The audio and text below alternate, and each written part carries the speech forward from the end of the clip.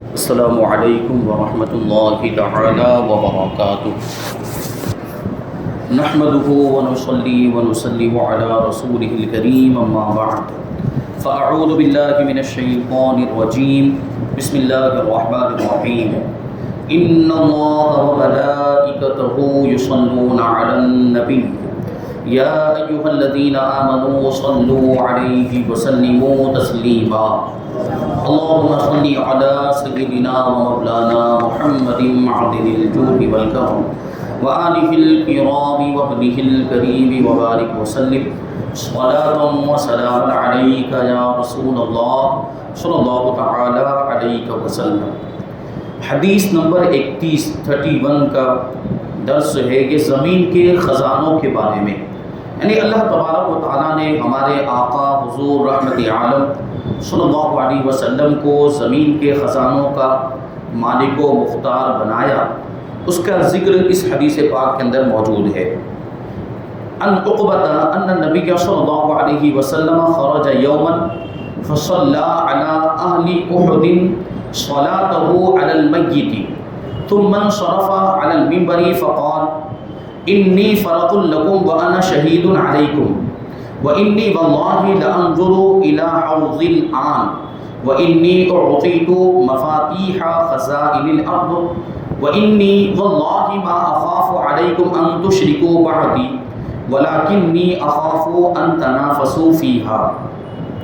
حضرت عقبہ رضی اللہ تعالی عنہ سے روایت ہے کہ حضور پاک صلی اللہ علیہ وسلم ایک دن گھر سے باہر تشریف لے گئے اور شہدائے احد کی قبروں پر اس طرح نماز پڑھی جیسے میت پہ نماز پڑھی جاتی ہے، یعنی جو جنگ احد کا واقعہ ہوا تھا اس کے کئی سال کے بعد کا یہ واقعہ اس حدیث پاک کے اندر بیان کیا جا رہا ہے، غالباً 8 سال کے بعد کا یہ واقعہ ہے۔ حضور پاک صلی اللہ علیہ وسلم شہدائے احد کے شہید ہو جانے کے بعد، جنگ احد کے واقعے کے 8 سال کے بعد ان کی قبروں پر تشریف لے گئے۔ دیکھیے ابھی یہ بات آئے کہ قبروں پر جانا، قبروں کی زیارت کرنے کے لیے جانا، تو حضور پاک صلی اللہ علیہ وسلم ان کی قبروں پر تشریف لے گئے اور اسی طرح نماز پڑھی جس طرح میت پہ نماز پڑھی جاتی، یعنی نماز جنازہ جیسے پڑھی جاتی ہے ویسے حضور پاک صلی اللہ علیہ وسلم نے نماز پڑھی۔ اب یہاں پر حقیقت میں نماز پڑھنا مراد ہے یا دعا کرنا مراد ہے؟ کیونکہ نماز جنازہ میں میت کے لیے دعا کی جاتی ہے، اس کی تفصیل آگے آئے گی۔ پھر پلٹ کر منبر پر رونق افروز ہوئے، یعنی وہاں سے واپس تشریف لائے مسجد نبوی میں، منبر شریف پر تشریف فرما ہوئے اور ارشاد فرمایا کہ میں تمہارا پیش رو اور تمہارا گواہ ہوں۔ پیش رو کا مطلب کیا ہوتا ہے؟ آگے جانے والا، یعنی حضور پاک صلی اللہ علیہ وسلم اس پوری امت کے پیش رو ہیں، اس امت سے آگے تشریف لے جانے والے۔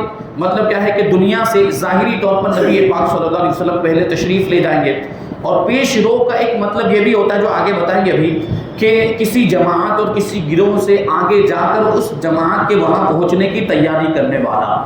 کوئی لشکر ہے مثال کے طور پر، تو وہ لشکر کا کوئی پیش رو ہوتا ہے، تو وہ آگے جاتا ہے، وہاں جانے کے بعد لشکر کے لیے پوری تیاری کرتا ہے، یہاں پہ ٹھہرنا ہے، یہاں پانی ہے کہ نہیں، یہاں کنواں ہے کہ نہیں، لشکر کے لیے کہاں پر ٹھہرنے میں آسانی ہوگی، تو وہ پیش رو کا یہ مطلب ہوتا ہے۔ نبی پاک صلی اللہ علیہ وسلم امت کے پیش رو ہیں، یعنی پہلے تشریف لے جا کر امت کے لیے تیاری کرنے والے ہیں کہ امت کو یہاں پر آنا ہے، امت کے لیے جنت میں تیاری کرنا ہے، حوض کوثر تیار کرنا ہے، یہ سب چیزیں حضور پاک صلی اللہ علیہ وسلم کے پیش رو ہونے کا مطلب ہے۔ اور پھر یہ کہ میں تمہارا گواہ ہوں، مطلب یہ ہے کہ حضور پاک صلی اللہ علیہ وسلم پوری امت کے لیے وہاں پر گواہی دیں گے، امت کے اعمال کی، امت کے افعال کی، امت کے ایمان کی گواہی اللہ تبارک و تعالیٰ کی بارگاہ میں دیں گے۔ پھر فرماتے ہیں کہ میں خدا کی قسم اپنے حوض کو اس وقت دیکھ رہا ہوں۔ اس پر غور کرنے کی ضرورت ہے کہ نبی پاک صلی اللہ علیہ وسلم کہاں پر موجود ہیں؟ مسجد نبوی میں، مدینہ منورہ کے اندر موجود ہے، اور مسجد نبوی میں منبر پر کھڑے ہو کر، منبر پر رونق افروز ہو کر حضور پاک صلی اللہ علیہ وسلم یہ ارشاد فرما رہے ہیں کہ میں اپنے حوض کو ابھی دیکھ رہا ہوں، جبکہ حوض کوثر کہاں پر ہے؟ اس کا تعلق آخرت سے ہے، جب دنیا ختم ہو جائے گی، قیامت قائم ہو جائے گی، تو حوض کوثر پر نبی پاک صلی اللہ علیہ وسلم تشریف فرما ہوں گے اور اپنی امت کو حوض کوثر کے جام بھر بھر کے پلائیں گے۔ حضور فرماتے ہیں کہ اس حوض کو میں یہاں سے دیکھ رہا ہوں۔ یہ حضور کی نگاہ نبوت کا کمال ہے، یہ حضور پاک صلی اللہ علیہ وسلم کا معجزہ ہے کہ دنیا میں رہتے ہوئے آخرت کی چیزوں کو بھی ملاحظہ فرما لیا کرتے ہیں۔ پھر کہتے ہیں بے شک مجھ کو زمین کے خزانوں کی کنجیاں دے دی گئی۔ کنجی مطلب چابی۔ حضور فرماتے ہیں کہ مجھے زمین کے خزانوں کی چابیاں دے دی گئی۔ ابھی چابی اور تالا دے دینے کا مطلب کیا ہوتا ہے؟ پورا اختیار دے دینا۔ حضور پاک صلی اللہ علیہ وسلم کو اللہ تبارک و تعالیٰ نے زمین کے خزانوں کی چابیاں دے دی۔ مطلب یہ ہے کہ آپ کو زمین کے خزانوں کا مالک و مختار بنا دیا۔ اب جس کو جو چاہیں عطا فرمائے۔ نبی مختار کل ہیں، جس کو جو چاہیں عطا فرما دے، عطا کر دے، جہاں بانی عطا کر دے، بھری جنت ہبا کر دے۔ نبی مختار کل ہیں، جس کو جو چاہیں عطا کر دیں۔ تو زمین کے خزانوں کی چابیاں دے دی گئی اور آگے فرماتے ہیں کہ میں خدا کی قسم یقین کے ساتھ کہتا ہوں کہ مجھ کو تم لوگوں کے بارے میں ذرہ برابر بھی ڈر نہیں ہے کہ تم لوگ میرے بعد مشرک ہو جاؤ گے، شرک کرنے لگ جاؤ گے۔ یعنی تمہارے مشرک ہو جانے کا خوف نہیں ہے، کیونکہ تم مشرک نہیں ہو گے۔ مشرک نہ ہونے کا یہ مطلب ہے کہ ایک ساتھ میں سب کے سب پوری امت کے لوگ مشرک ہو جائیں، ایسا نہیں ہوگا۔ ورنہ مشرک ہونے کے واقعات تو ہم دیکھتے ہیں، یعنی حضور پاک صلی اللہ علیہ وسلم کی امت میں ہونے کا دعویٰ ہے، مسلمان ہونے کا دعویٰ، پھر بھی کچھ لوگ ایسے ہیں جو شرک والا کام کر لیتے یا زبان سے کوئی شرکیہ جملہ بول دیتے۔ تو اکا دکا ایسے واقعات ہیں یا کچھ مخصوص علاقوں کے ایسے واقعات ہیں۔ تو اس کا مطلب یہ ہے کہ میری امت ساری کی ساری ایک ساتھ میں مشرک ہو جائے گی، اس کا مجھے ڈر نہیں، کیونکہ پوری امت ایک ساتھ میں کبھی بھی مشرک نہیں ہوگی۔ لیکن مجھے یہ خوف ہے، حضور فرماتے ہیں کہ مجھے یہ ڈر ہے کہ تم لوگ دنیا میں رغبت کرنے لگ جاؤ گے اور ایک دوسرے پر حسد کرنے لگ جاؤ گے۔ اس بات کا حضور پاک صلی اللہ علیہ وسلم نے اندیشہ ظاہر کیا تھا کہ تم لوگوں میں دنیا کی رغبت آ جائے گی اور ایک دوسرے سے حسد کرنے لگ جاؤ گے، ایک دوسرے سے بغض رکھنے لگ جاؤ گے، نفرت کرنے لگ جاؤ گے۔ اور یہ تو ہو رہا ہے، ہم دیکھ رہے ہیں کہ مسلمان سے جلتا ہے، مسلمان سے حسد رکھتا ہے، اور دنیا کی محبت کتنی آ گئی ہمارے اندر۔ دنیا کی دولت کمانے کے لیے کسی کا نقصان ہو رہا ہے، ہمارے مسلمان بھائی کا نقصان ہو رہا ہے، وہ بھی نہیں دیکھا جاتا۔ دنیا کی لالچ میں جو چاہے وہ کر رہا ہے بندہ، حرام کام بھی کر رہا ہے، سودی لین دین بھی کر رہا ہے، بیاج کے معاملات بھی کر رہا ہے۔ تو یہ حضور پاک صلی اللہ علیہ وسلم نے فرمایا تھا اور یہ آج ہماری نگاہوں کے سامنے۔ یہ بھی حضور پاک صلی اللہ علیہ وسلم کا علم غیب ہے کہ جو آنے والے واقعات ہیں، جو چیز بعد میں ہونے والی تھی، اللہ کے رسول صلی اللہ علیہ وسلم نے اس کے بارے میں پہلے ہی خبر دے دی تھی، پہلے ہی بتا دیا تھا۔ تو یہ چیز تو ہمارے درمیان یہ ہو رہی ہے، حسد کے معاملات، جلن کے معاملات، ایک دوسرے کو نقصان پہنچانا اور دنیا کی رغبت، مال و دولت کی محبت، یہ سب تو ہو رہا ہے۔ اس حدیث کے راوی ہیں حضرت عقبہ ابن عامر جوہنی رضی اللہ تعالیٰ عنہ، یہ صحابی رسول ہیں۔ یہ حضرت امیر معاویہ رضی اللہ تعالیٰ عنہ کے دور حکومت میں مصر کے گورنر تھے، پھر گورنری سے معزول کر دیے گئے اور مصر ہی میں 58 ہجری والے سال ان کا وصال ہوا۔ صحابہ اور تابعین کی بہت بڑی جماعت نے ان سے حدیثوں کی روایت کی ہے۔ اس حدیث پاک سے اب جو مسائل معلوم ہوتے ہیں، جو فوائد معلوم ہوتے ہیں، اس کو بیان کریں گے۔ سب سے پہلے نمبر پر ہے زیارت قبور، کیونکہ سب سے پہلے بات جو بتائی وہ کیا کہ ایک دن اللہ کے رسول صلی اللہ علیہ وسلم گھر سے باہر تشریف لے گئے شہدائے احد کی قبروں کی زیارت کرنے کے لیے۔ تو اس سے زیارت قبور کا ثبوت ملتا ہے کہ نہیں ملتا؟ ہم جو قبرستان میں جاتے ہیں اپنے مردوں کی قبروں کی زیارت کرنے کے لیے، اسی طرح اولیاء کرام کے مزارات پر جاتے ہیں۔ تو اس سے دیکھیں قبروں پر جانا تو وہ تو ثابت ہے، اللہ کے رسول صلی اللہ علیہ وسلم نے خود ارشاد فرمایا کہ میں پہلے تمہیں قبروں کی زیارت سے منع کرتا تھا، لیکن اب تم قبروں کی زیارت کرو، کیونکہ قبروں کی زیارت یہ آخرت کی یاد دلاتی ہے۔ پھر یہ کہ اگر کوئی سوال کرے کہ چلو یہ تو عام مسلمانوں کی قبروں کی زیارت کے بارے میں ہوا، تم لوگ اولیاء کرام کے مزارات پر جاتے ہو، یہ کہاں سے ثابت ہے؟ تو آپ بتائیے کہ نبی پاک صلی اللہ علیہ وسلم شہدائے احد کی قبروں پر تشریف لے گئے تھے، تو کیا شہدائے کرام یہ صالحین میں شمار نہیں ہوتے؟ اولیاء کرام میں شمار نہیں ہوتے؟ ان کا تو کتنا بڑا مقام و مرتبہ مرتبہ شہیدوں کا مقام و مرتبہ یقیناً ان کا شمار صالحین میں بھی ہوتا ہے اور اللہ کے ولیوں میں بھی ہوتا ہے۔ نبی پاک صلی اللہ علیہ وسلم شہدائے احد کی قبروں کی زیارت کے لیے تشریف لے گئے، اس سے اولیاء کرام کی قبروں پر جانا یہ ثابت ہوتا ہے، اور اس سے یہ بات ثابت ہو جاتی ہے کہ قبروں کی زیارت کے لیے جانا یہ صرف جائز ہی نہیں بلکہ یہ نبی پاک صلی اللہ علیہ وسلم کی سنت بھی ہے۔ حضور پاک صلی اللہ علیہ وسلم شہدائے احد کی شہادت کے 8 سال کے بعد ان کی قبروں کی زیارت کے لیے تشریف لے گئے۔ اس سے ثابت ہوتا ہے کہ خاص زیارت کے قصد سے، یعنی قبر اور مزار کی زیارت کے ارادے سے قبروں پر جانا، خصوصاً شہداء اور صالحین کی قبروں کی زیارت کرنا، یہ حضور پاک صلی اللہ علیہ وسلم کی سنت ہے۔ اب آپ کو ایک بات سمجھ میں آ رہی ہوگی کہ وہابی، دیوبندی، تبلیغی یہ لوگ کیا کہتے ہیں کہ قبروں کی زیارت کے ارادے سے سفر کرنا جائز نہیں، بدعت ہے، شرک ہے۔ مزارات کی زیارت کے ارادے سے سفر کرنا، جیسے ہم یہاں سے جائیں اجمیر شریف تو کیوں جائیں گے بھائی؟ اجمیر شریف ہم جا رہے ہیں حضرت خواجہ غریب نواز رحمۃ اللہ تعالی علیہ کے مزار کی زیارت کے لیے جائیں گے۔ اچھا یہ تو چلو اولیاء کرام، ان کو تو پتہ نہیں کس طرح کی جلن اور پتہ نہیں کیا معاملات ہیں کہ مدینہ منورہ بھی جائیں تو وہاں پر بھی یہ لوگ ٹوکتے ہیں اور یہ کہتے ہیں کہ مدینہ منورہ جائیں تو مسجد نبوی کی زیارت کے ارادے سے جانا چاہیے، روضہ رسول کی زیارت کے ارادے سے نہیں جانا چاہیے۔ پتہ نہیں ان کو کیا اللہ کے رسول صلی اللہ علیہ وسلم سے دشمنی ہے، اللہ کے ولیوں سے کیا دشمنی ہے کہ اس طرح کے کاموں پر روک لگاتے۔ دیکھیں یہاں پر ثابت ہو رہا ہے نبی پاک صلی اللہ علیہ وسلم خود تشریف لے گئے تھے، قبر کی زیارت، شہدائے احد کی قبروں کی زیارت کے ارادے سے ہی تشریف لے گئے تھے۔ تو مزارات کے ارادے سے اور روضہ رسول کے ارادے سے تشریف لے جانا اور سفر کرنا یہ اس حدیث پاک سے ثابت ہوتا ہے، اور بلکہ اس کا تو سنت ہونا ثابت ہوتا ہے۔ اور ظاہر سی بات ہے حضور پاک صلی اللہ علیہ وسلم کے روضہ مبارک کی زیارت کی جو نیت، یہ تو بڑی سعادت کی بات ہے، حضور پاک صلی اللہ علیہ وسلم کے روضے کی زیارت، کیونکہ حضور نے خود فرمایا کہ جس نے میری تربت کی زیارت کی اس کے لیے میری شفاعت واجب ہو گئی۔ حضور تو زیارت کرنے کی ترغیب دے رہے ہیں اور یہ روک لگا رہے ہیں، اس کا مطلب دہن میں کچھ کالا ہے، دل میں کچھ کھوٹ ہے۔ یہ حضور کی تعظیم والی چیزوں پر روک لگاتے ہیں، تعظیم ان کو ہضم نہیں ہوتی ہے، حضور پاک صلی اللہ علیہ وسلم کی تعظیم اور اللہ کے نیک بندوں کی تعظیم۔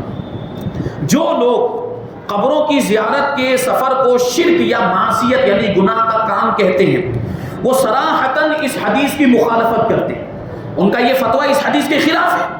جو لوگ کہتے ہیں کہ قبروں کی زیارت کے ارادے سے سفر نہیں کرنا چاہیے، ان کا یہ کہنا اس حدیث کے خلاف ہو گیا، اور سراسر گمراہی اور بدعقیدگی کے وبال میں یہ لوگ گرفتار ہیں۔ یہ گمراہی والی بات ہو گئی، یہ بدعقیدگی والی بات ہو گئی۔ علامہ ساوی رحمۃ اللہ تعالی علیہ نے آیت کریمہ وابتغوا الیہ الوسیلہ یعنی اللہ کی بارگاہ میں وسیلہ تلاش کرو، اس کی تفسیر میں تحریر فرمایا ہے علامہ ساوی نے، کہتے ہیں کہ اولیاء اللہ کے مقابر کی یعنی ان کے مزارات کی زیارت کرنے والے مسلمان کو اس خیال سے کافر کہنا کہ زیارت قبور یہ غیر اللہ کی عبادت ہے، اللہ کے سوا کسی اور کی عبادت ہے، یہ بالکل کھلی ہوئی گمراہی ہے۔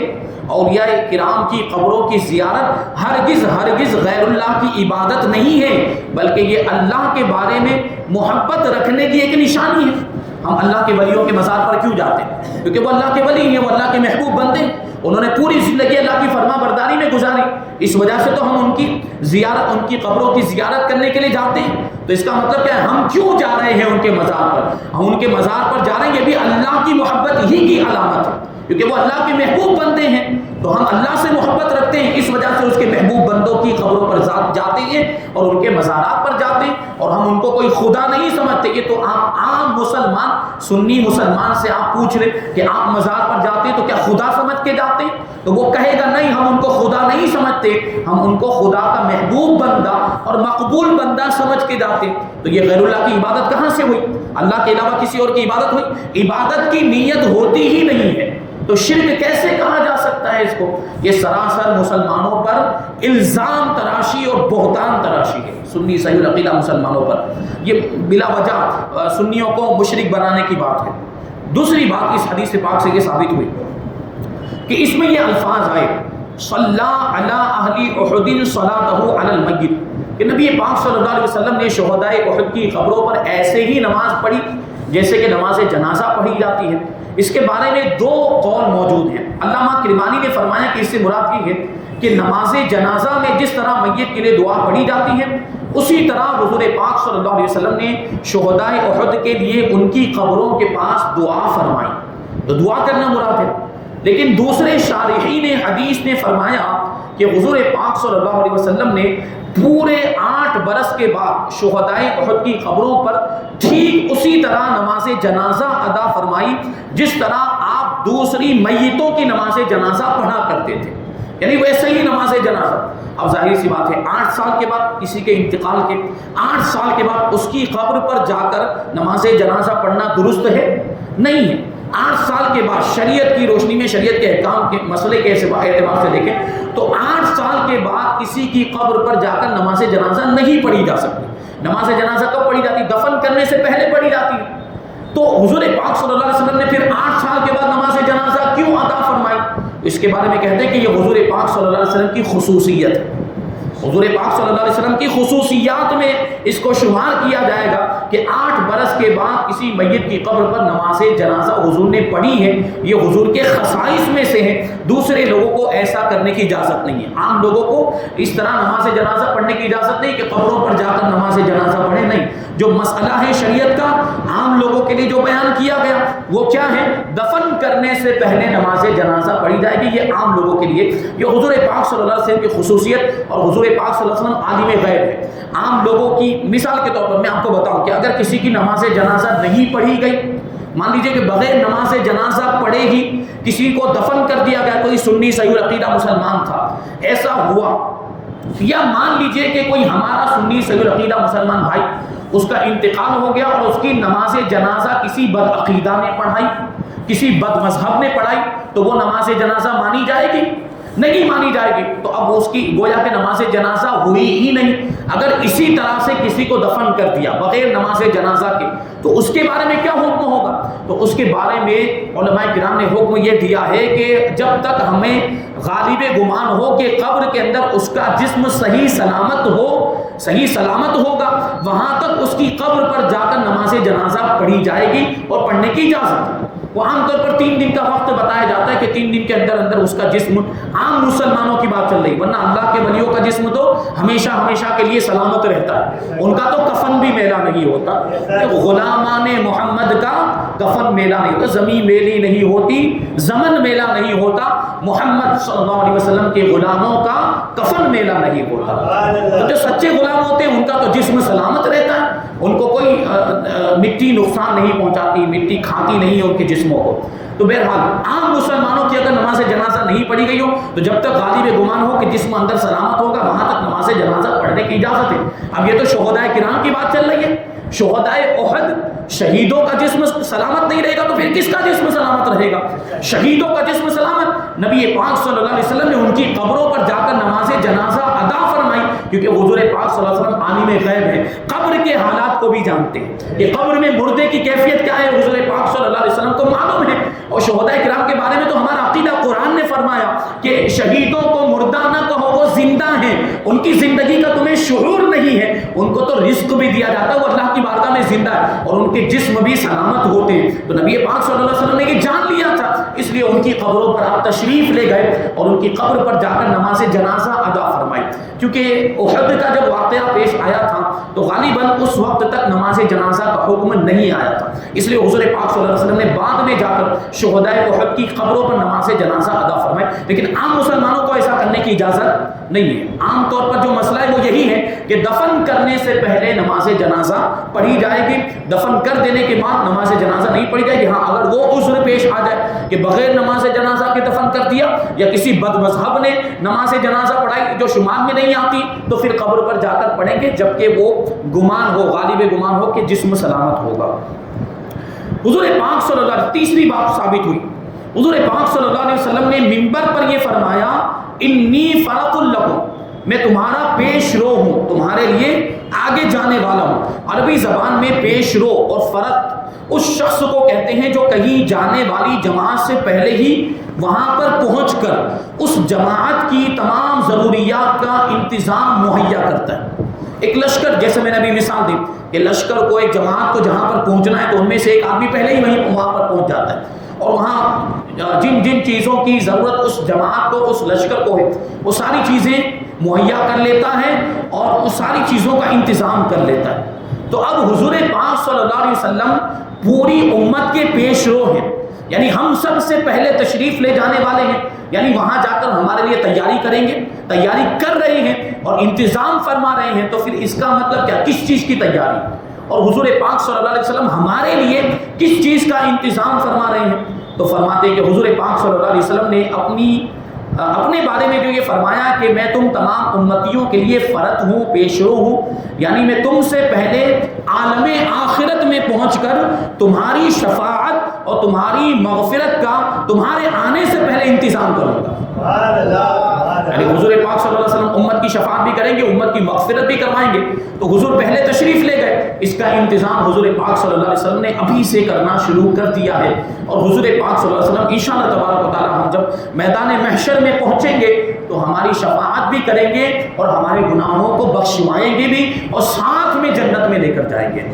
اس کے لیے ایمان اور عشق رسول یہ شرط ہے۔ اگر یہ دو چیزیں ہیں تو حضور پاک صلی اللہ علیہ وسلم کی شفاعت نصیب ہوگی، ورنہ پھر محروم رہیں گے۔ تو یہاں پر یہ 3 باتیں بیان ہوئی، ابھی بھی اور بہت ساری باتیں باقی ہیں، تقریباً 9 باتیں اس کے اندر بیان کی گئی ہیں۔ انشاءاللہ تبارک و تعالیٰ اس کو ہم آئندہ درس میں شامل کریں گے۔ اللہ تبارک و تعالیٰ کی بارگاہ میں دعا ہے کہ جو کچھ بھی بیان ہوا اس پر ہم سب کو عمل کرنے کی توفیق عطا فرمائے۔ حضور پاک صلی اللہ علیہ وسلم کے ارشادات، آپ کی حدیثوں پر اور آپ کی سنتوں پر ہم سب کو عمل کرنے کی توفیق عطا فرمائے، ایمان کی سلامتی عطا فرمائے اور ایمان پر ہی ہم سب کا خاتمہ فرمائے۔ وما علینا الا البلاغ۔